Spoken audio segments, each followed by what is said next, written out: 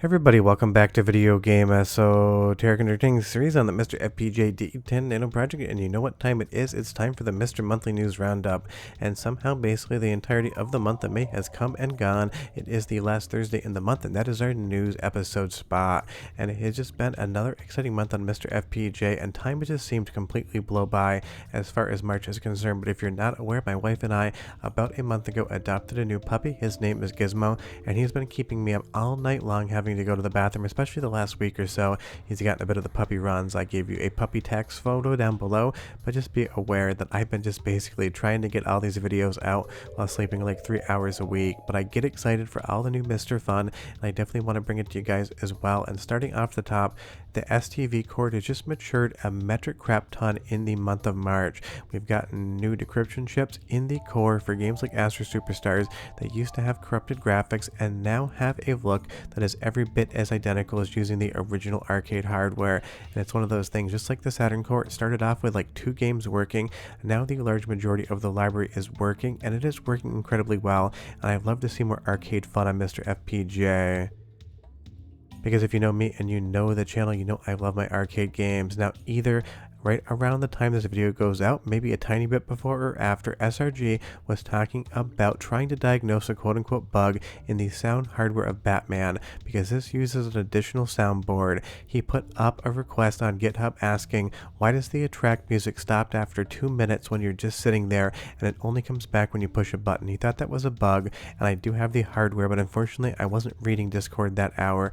But if you go through the arcade manual, you find out that after 2 minutes the game times out its attract music and then goes ahead and plays it only when someone interacts with it, which is really interesting and just goes to show how difficult it can be to track down proper behavior on arcade hardware, especially when it is rare. You have to find out what it's supposed to do in the first place. So that's definitely something you're going to be getting sound hardware on the STV core probably in the next day or so would be my guess, or maybe it's going to go live an hour or two before this video goes out. SRG320 always loves to get his timing, so that's something I say is not quite relevant anymore, but all jokes aside, I know he's not watching these and trying to release them at that point in time. But STV support in the core has been incredible, because the Sega Titan Video arcade hardware does have some exclusives and also has some games that just perform better for one reason or another on STV. Might be a better frame rate, might be more animations as far as the sprites are concerned, it might even be bigger sprites compared to Sega Saturn, because even though they use the same hardware, having that cartridge does make a difference, and it's one of those situations where you do get better images every once in a while. Now moving over to Taki Udon and Retro Remake, obviously he's been making some news this month as well, because he's been talking about not only the SuperStation One and what it's going to be doing, but also talking about potential new hardware for FPGA gaming moving forward into probably late 2025, early 2026. I ran 2 videos on this just to talk about it, and do be aware if you've missed those, I will leave a link in the description below. But we're not talking next month or the month after that. We might not even be talking until maybe fall of 2026, or if ever. It is just kind of a project to see if developers click with the hardware and to get feedback. This is not something that should dissuade you from grabbing a MiSTer FPGA today. If I had to guess, if this new board gains traction, you probably won't even see something for sale until late into next year. And don't forget, it's going to take a long time to get all of the cores of MiSTer FPGA ported over to a new board and to even see a new core. So it's one of those things, just be patient. Don't think it's going to happen next week and you'll be totally fine.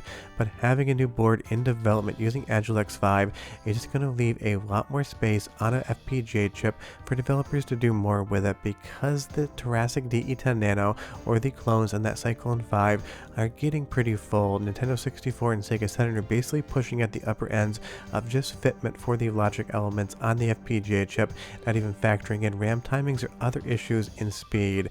And you'll see here with Agilex 5 it is much faster, so it'll definitely be interesting to see what happens with this moving forward, and it was one of the bigger news moments of the month. I totally understand why people would be stoked by that, because we've been talking about a potential new board with a Dreamcast core on it for like a year now, just seeing what's out there, because Dreamcast probably is one of those consoles that everyone would love to see a core kind of included into the MiSTer FPGA ecosystem. Additionally, it would allow for stuff like Nintendo DS to get a core as well. Maybe on the very high-end fringe of what the Agilex 5 is possible of doing, you might be able to see something like PSP, but again, it's going to take developers getting them in their hands to find out what can be done. I'm sure we're going to be learning a lot lot more about that at the end of this year and all through 2026, which is wild to think. 26 years since the year 2000 have almost gone by. Now moving over to Jotego and the arcade side of things, he gave us not one but 2 games this month, and the first one is Wild Fang, and I absolutely love this game. It is a BRT beat 'em up with a ton of fun cartoony violence in it. I love that the heads basically just pop off your opponent. As we walk to the top of the screen here and break this little piece of facade off, I love that the enemy's heads just completely come dislodged from their bodies and everything else turns into a red mist. It's so cartoony and so over the top, and I absolutely love seeing that. And again, it's always fun when MiSTer FPGA gets another arcade core, because you know I absolutely love my arcade games and hardware, and it has been a little bit of a slow 2025 in my opinion for the arcade side of things. Yes, we got the Sega Titan video core, and that's amazing, but I get that most of those games were ported over to Saturn, so it's probably only like 5 or 6 games that are new on that side of things that either are exclusives or are better ports. But I do love the music in Wild Fang, and I want to give you one soundtrack sample of this video, so go ahead and listen for 45 seconds, but don't go too far because I got a lot more news to share with you.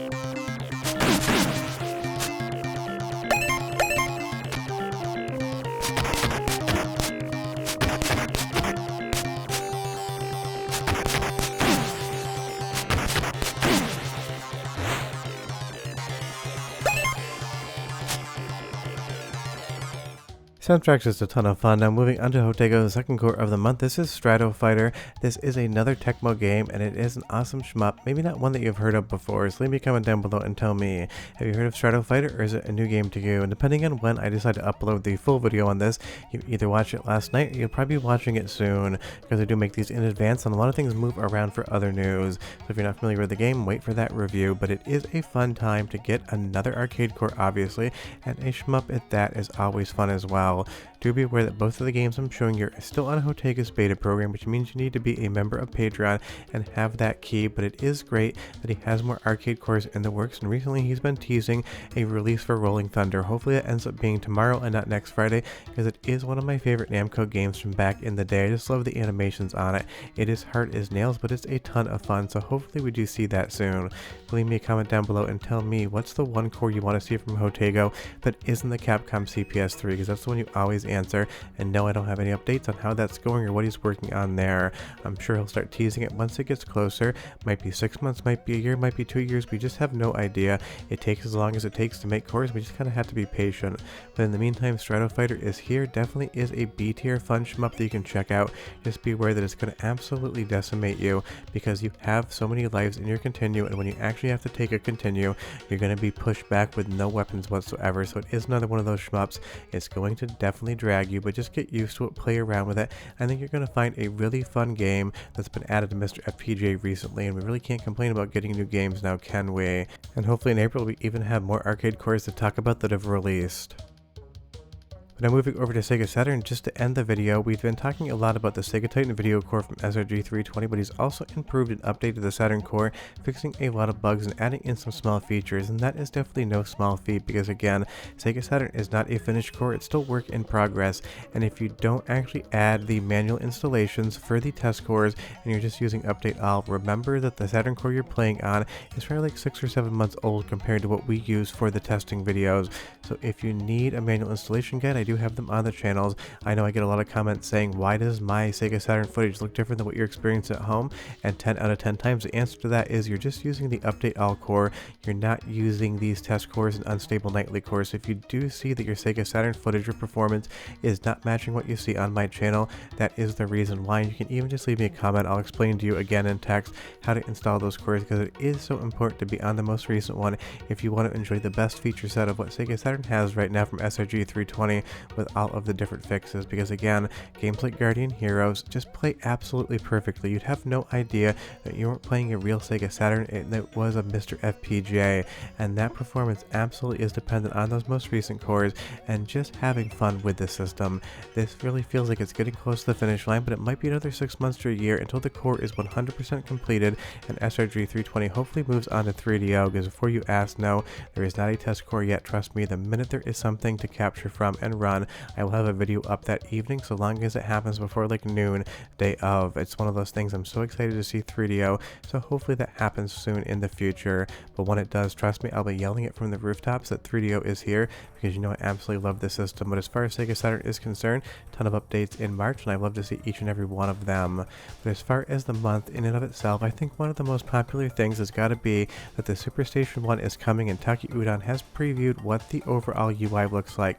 Because I think the number one comment I get about MiSTer FPGA, especially from people that haven't purchased one yet, is that they want a better user interface. They want artwork, they want cover art, and they want it to look a little bit more quote-unquote presentable on their television versus just the rudimentary menu system MiSTer FPGA has. Now, I love MiSTer system because I don't have to worry about adding cover art. I don't have to worry about trying to make things look perfect. It's just a list, and I never have to think about it, but I totally get this is what people want, and Taki Udon and Retro Remake are going to be delivering that. And he previewed what that UI is going to look like, and obviously we've been talking about the SuperStation One a lot, and as soon as it's ready to review, I will receive one and tell you all about it, just like I did with the MiSTer Pi, going over every single feature that's there. But MiSTer FPGA, at least on the SuperStation One side, is getting a new user interface, and it's going to have more graphics, and it's going to have that cover art that you guys have all been talking about.